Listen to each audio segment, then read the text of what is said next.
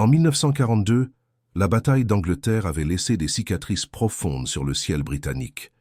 Les Spitfire, ces avions élégants et maniables conçus par R.J. Mitchell, étaient devenus un symbole de résistance, mais l'équilibre des forces aériennes ne cessait de fluctuer. Les pilotes britanniques, même dans leurs meilleurs moments, commençaient à remarquer que les Messerschmitt Bf 109 et Focke-Wulf 190 allemands n'étaient plus des ennemis impossibles à atteindre, mais des concurrents redoutables, rapides et agressifs. La supériorité britannique, qui semblait écrasante en 1940, commençait à se réduire face à des innovations allemandes constantes.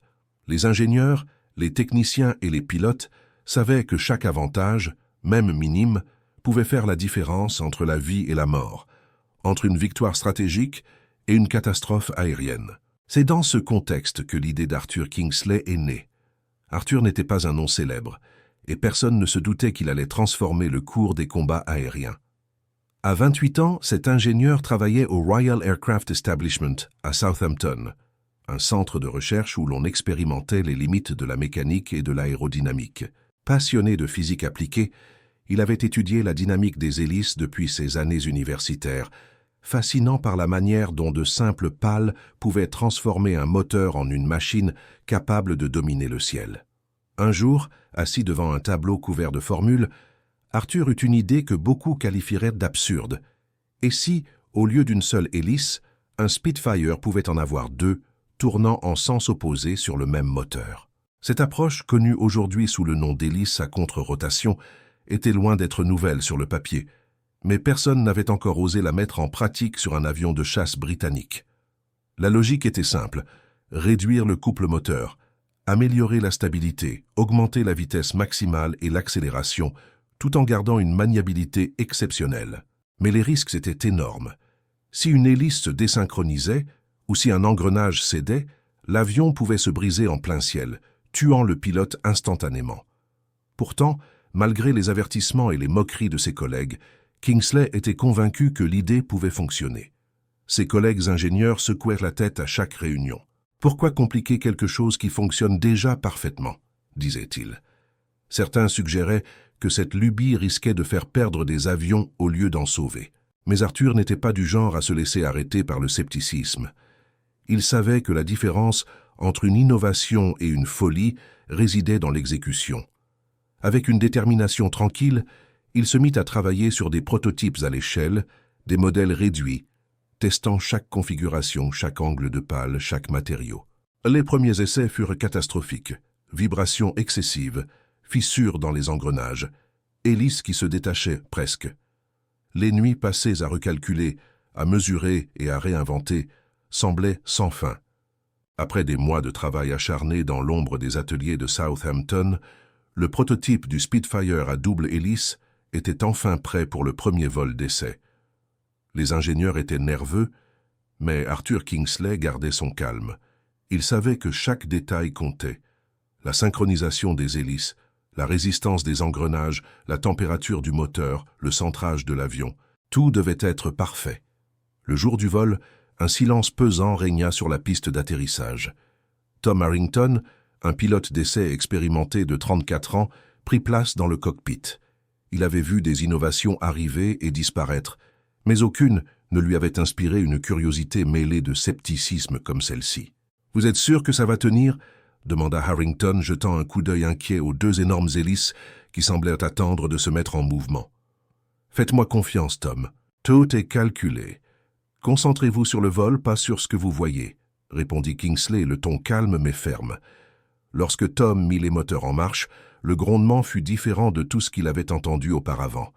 Les vibrations étaient presque imperceptibles, et la puissance se répartissait de manière étonnamment équilibrée. Les Spitfire classiques avaient toujours ce léger couple qui faisait tirer l'avion d'un côté à l'accélération, mais ici, ce problème semblait totalement annulé. Avec un signe de tête, Tom poussa les manettes à fond. L'avion dévora la piste, s'éleva avec une fluidité presque surnaturelle, et en quelques secondes, il était dans le ciel, fendant les nuages à une vitesse vertigineuse. Les ingénieurs sur le sol retinrent leur souffle. Les instruments indiquaient une vitesse que personne n'avait anticipée, près de 470 miles par heure. Même les plus optimistes n'avaient jamais cru qu'un Spitfire avec un moteur Merlin standard pourrait atteindre une telle performance. Harrington, les mains fermement agrippées aux commandes, sentit une puissance et une stabilité nouvelles. Les manœuvres, qui nécessitaient habituellement des ajustements constants, étaient désormais naturelles et intuitives. Il pouvait plonger, tourner et remonter avec une précision presque chirurgicale. Lorsqu'il atterrit, le silence sur la piste fut remplacé par un murmure collectif d'admiration. Les ingénieurs échangèrent des regards incrédules. L'idée jugée stupide venait de transformer un chasseur déjà redoutable en une machine capable de rivaliser avec tout ce que la Luftwaffe pouvait produire. Arthur, pour sa part, resta discret. Il savait que le plus difficile restait à venir, convaincre les responsables militaires de déployer ce prototype dans des conditions de combat réelles. Les mois suivants furent consacrés à peaufiner le design, à corriger les micro-fissures et à tester différents matériaux pour les pales. Chaque essai rapprochait l'avion de la perfection. Les pilotes d'essai rapportaient que la réaction de l'avion à la manette des gaz était instantanée, que les virages serrés à haute vitesse ne provoquaient plus de perte de contrôle et que le couple moteur, autrefois problématique, avait presque disparu.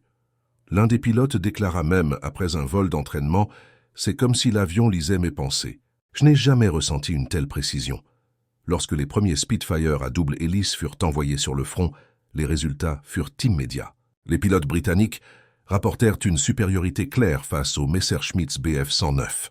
Les combats aériens, autrefois équilibrés, penchaient désormais en faveur de l'aviation alliée. La maniabilité exceptionnelle et la vitesse accrue permirent des tactiques inédites. Des attaques à haute vitesse suivies de virages serrés, des plongées éclairs pour surprendre l'ennemi, et des montées verticales qui semblaient défier la gravité. Même les pilotes allemands les plus expérimentés peinaient à suivre les nouveaux Spitfire dans des manœuvres complexes. Il apporta un moral nouveau aux pilotes et aux troupes britanniques. Savoir qu'ils disposaient d'un appareil capable de rivaliser, voire de surpasser, les chasseurs ennemis était une motivation considérable. Les histoires de combats réussis se répandirent rapidement.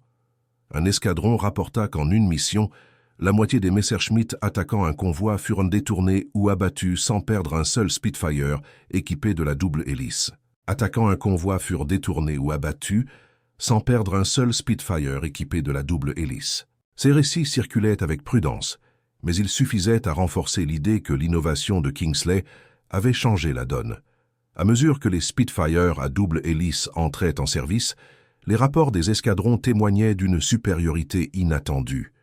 Les pilotes racontaient des combats où la vitesse et la réactivité de l'avion leur permettaient de prendre l'initiative en quelques secondes.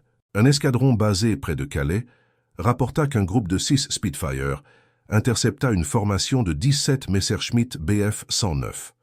Là où les anciens Spitfire auraient été forcés de fuir ou de se disperser, les avions équipés de la double hélice purent engager l'ennemi simultanément, exécuter des manœuvres coordonnées et obliger presque tous les chasseurs allemands à battre en retraite. Aucun Spitfire ne fut perdu dans cette mission. Bien sûr, ces récits furent amplifiés par le bouche à oreille, mais les journaux de mission conservèrent des détails précis qui confirmaient une amélioration réelle de la performance. L'une des missions les plus célèbres, bien que fictive mais plausible, se déroula au-dessus de la côte normande en juin 1943. Une patrouille de 4 Spitfire, pilotée par des vétérans de plusieurs campagnes aériennes, fut envoyée pour escorter des bombardiers lourds attaquant une usine de munitions allemande. Dès qu'ils aperçurent une formation ennemie approcher, les pilotes britanniques réalisèrent la différence. Les Messerschmitt semblaient incapables de suivre la vitesse de pointe et la maniabilité des Spitfire à double hélice. Les pilotes purent effectuer des attaques coordonnées, surprenant complètement l'ennemi, et protéger les bombardiers jusqu'à ce que la mission soit un succès complet. Aucun des avions alliés ne fut perdu, et la mission fut rapidement rapportée comme un exemple de la nouvelle supériorité aérienne britannique.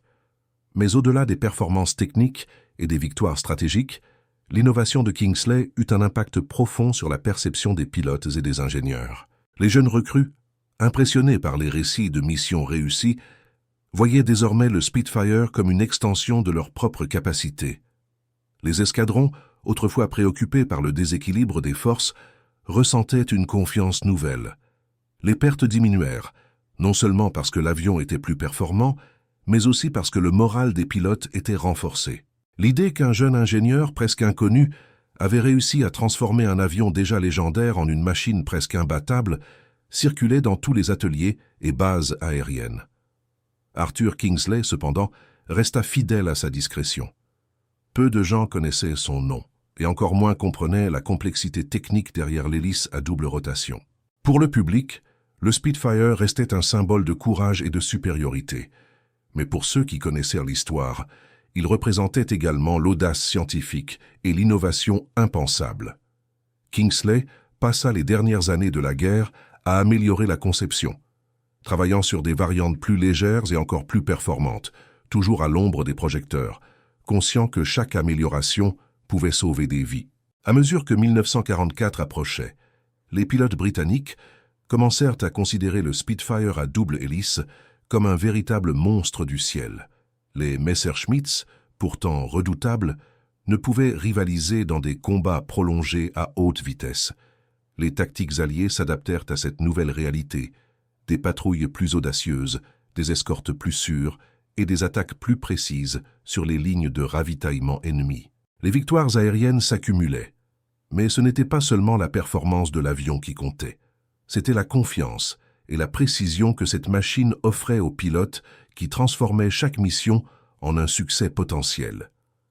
La guerre continua, les cieux européens restant le théâtre de batailles acharnées, mais le Spitfire à double hélice, fruit d'une idée jugée stupide et de mois d'ingénierie minutieuse, changea durablement la donne.